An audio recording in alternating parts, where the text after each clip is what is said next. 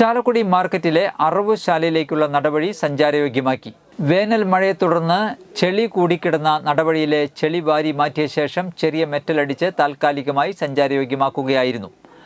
Market സന്ദർശിക്കാനെത്തിയ ആരോഗ്യ സ്ഥിരം സമിതി അധ്യക്ഷ ഷിഫ സന്തോഷിനോട് മാംസവ്യാപാരികൾ വഴി സഞ്ചാരയോഗ്യമാക്കണമെന്ന് ആവശ്യപ്പെട്ടതിനെ തുടർന്നാണ് നഗരസഭാ ചെയർപേഴ്സൺ ആലിസ് ഷിബുവിൻ്റെ നിർദ്ദേശപ്രകാരം JCB ഉപയോഗിച്ച് രാവിലെ മുതൽ ചെളി മുഴുവൻ വാരി മാറ്റിയ ശേഷം 2 ലോറി മെറ്റൽ അടിച്ച് താൽക്കാലികമായി വൃത്തിയാക്കിയത്.